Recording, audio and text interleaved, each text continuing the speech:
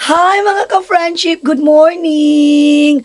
How is your day? Ako puyat mga ka-friendship. Kasi alauna na kami umuwi kagabi sa aking asawa dito sa aming bahay. Diyan lang man din kami galing sa kabila. Doon sa mga bata. Nabulang kami alauna kakwento. Kakwentuhan, tarawanan, kung ano-ano na lang maisip namin. Mga pangyayari, mga kaganapan. Hindi namin namalayan ng oras, alauna na pala. Kasi walang signal dito sa amin. Kahapon pa walang signal. Kaya may time na nakapag-usap. Kasi kung may connection, kung may signal, wala nang oras. Kaya nagdot-dot sa cellphone. Kung hindi mo paninggitan, hindi makabati. Di ba mga ka-friendship? So, nagkaroon talaga kami ng time na nagkukwentuhan. Kung ano-ano lang magkakwentuhan na magtutulog yung maliit na bata namin nga makulit. Hindi namin namalayan ng oras. Alauna na pala. Alauna na. So, pagdating dito, di pa kagad nakatulog. Sige pa ako balik-balik sa CR. Aywan ko na lang. Akong tiyan nahawan na. At, kasarap pa itulog mga ka-friendship. Tumunog ang alarm. Ambot po na kung bala nga nag-alarm pa man nga. Wala namang dapat agahan kasi wala namang pasok. Pwede namang gumising ng alas 6. Ay, masarap pa itulog mga ka-friendship. Sagsigi nagpanawag ang alarm. Wala. Kahit na ayaw mong bumangon, nagising na ang diwa mo. Bangon ka na lang.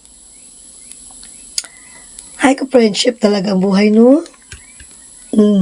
Kahapon, daghan kay ko gipanupi. O, karon, naa po itupiin, o? Walang katapos ang pantunupi, mga ka-friendship. Ganun talaga ang life natin, mga ka-friendship, no? So, ano ang kaya ang ganap natin sa buong maghapon? Walang aral, hindi nga ako pumuntang daycare, magdiligsa na kami kay nabalik-balik talaga ako sa CR. Ang kinain ko kahapon, pritong saging, manto at siumay. Siguro hindi sila nakasundo sa loob ng tiyan ko. Kagabi, alas 10 pa lang doon sa kabilang bahay. Sa kabilang bahay, tatlo ako balik-balik. Kagabi dito bago matulog ay 2. Habang natutulog, nagising ng tawag ng kalikasan. Sirit naman sa CR. Ngayong umaga, nakadalawa ako. Uminom na ako ng Detab. Kasi hindi na ni magtigil ng luya na kita. Sa kabalik-balik sa CR, mga ka-friendship. Nag-fly away ng aking hair. See you later, mga ka-friendship. Mangapi tayo ka-friendship. Wala pa ako kakapi. Gakutoy na ang akong tiyan. Meng, tabi dyan, Meng. Tumbata karon na. Gawas kinain mo kinakusgang eggs. Iget. Nakutoy akong tiyan mga ka-friendship kay balik ako sa CR. So, ang gusto kong lumigop ng mainit. So, para dito man. Mga pita. Why is so maliwanag? Daming liwanag kung bahay. Yung plastic na hero, maliwanag. Kasi maliwanag na araw naman ka-friendship.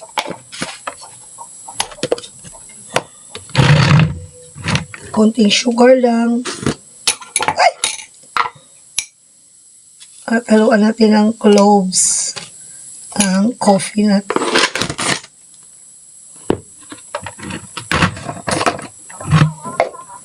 Ay! Wala nang taklob, oh. Yung maliit. Kaya, mabilis na siyang lumamig. Mangapit tayo mga ka-friendship. Tigdagan ko na yung tubig. Hindi lang nalagay ko.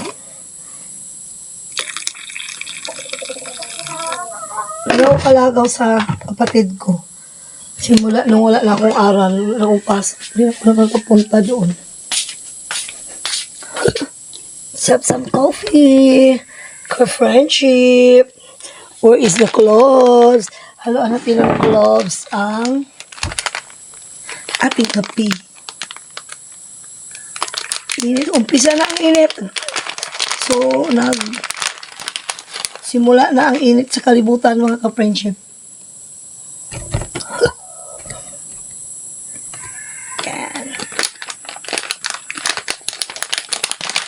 Yan na natin ang pinakabuo cloves. Bango siya. So, ang ating ganap for today, mga ka-friendship. Kung gusto ko sanang pumunta doon sa daycare, mandilig sa mga gulay doon. May mga gulay pa kasi doon sa likod. Sayang din yung kalabasa, gumagapang na, may na-transplant na talong. So, kung sumama doon, para magdilig kaso lang, ang tiyana ko ay hindi nagbigay ng permiso na sumama kahit saan maglakad ngayong araw na ito. Ang sarap talaga ng kape. Kaka-addict. Namoy ko kasi yung sobrang kape ng asawa ko. Kaya kape-kape na po na hindi karya.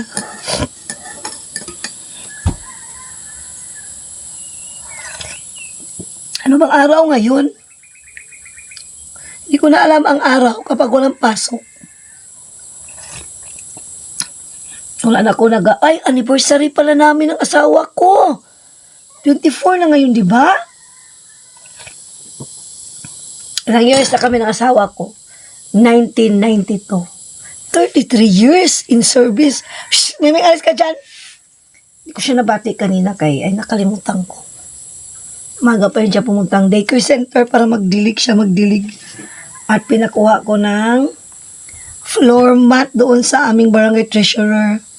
Nagpabili kami ng floor mat ng isang kasama ko sa daycare.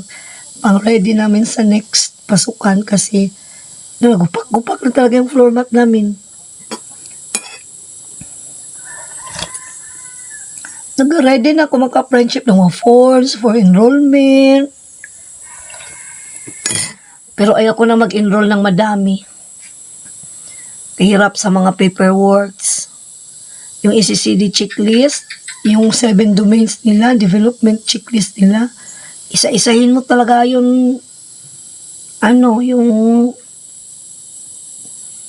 isa-isahin mo talaga sila sa paggawa doon ba? So, kung dagang estudyante, ay, very stressful. Piliin lang nako yung walang kakayahan na mag-aral sa private. Kaya nyo mag-private kayo dahil sinasabi nyo naman na magaling sa private, di ba?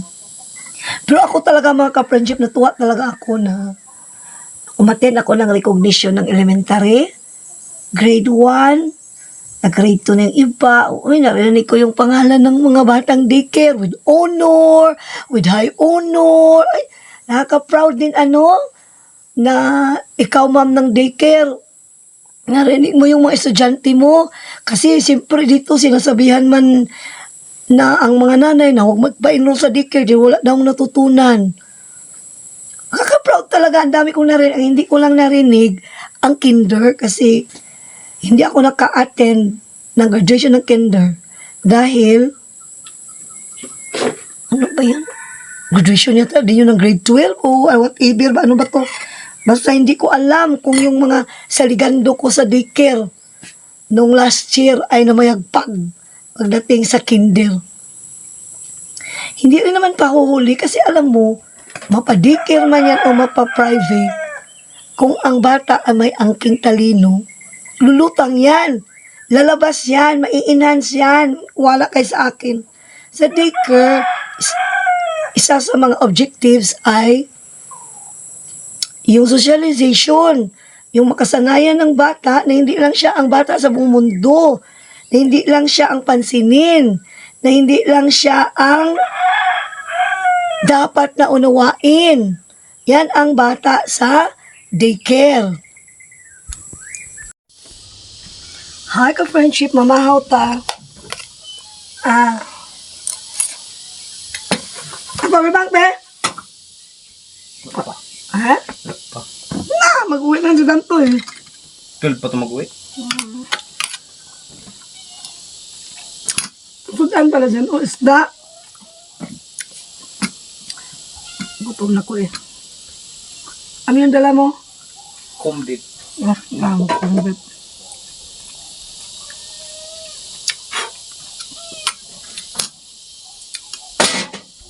Asan mo yung kailangan yan? Asan mo yan? Kaya na dilapan nyo ng ubos ng pusa. Kagabi yung kumbit na naiwan. Wala ito na hugasan daw? Wala siguro na. Hugasan na ito? Atay? Ewan ko.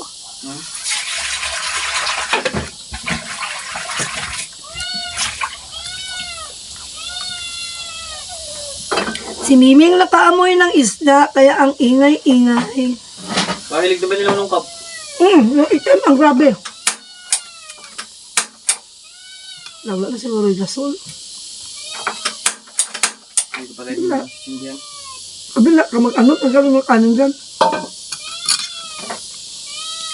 Ano yung nakakarinig yun ng kalansing, ang pusa nga itim, katalang-talang yung akit na may, may pinto. Ang nangyari signal man? Anong balita? Tuluyan ang naguba ang signal ng birong.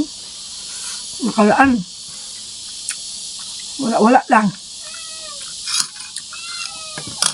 Gising na si Rabe? Ano naman ulit to? Hi, Rima.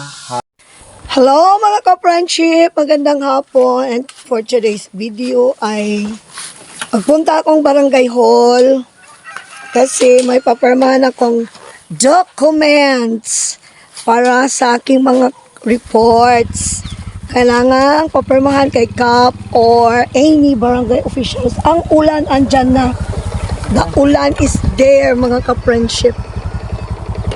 So, see you at the barangay hall mga ka-friendship. At umulan na. Ayan.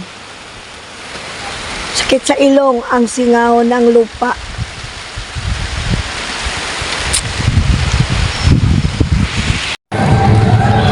Gusto kami magpa-perma at punta kami sa aming barangay treasurer. Mayroon lang ako doon. Tingnan ko.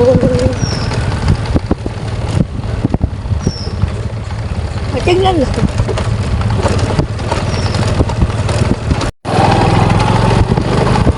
Balik naman tayo dun sa barangay, mga ka-friendship. Nakuha ko na ang refund ng aming expenses during the moving up.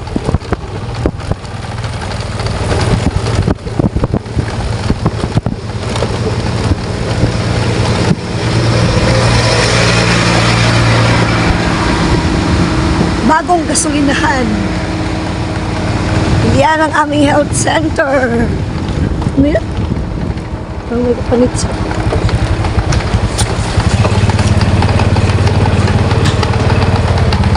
Ikaw na ng tao dyan. Wahid mo talaga ng kutang kay Tikis.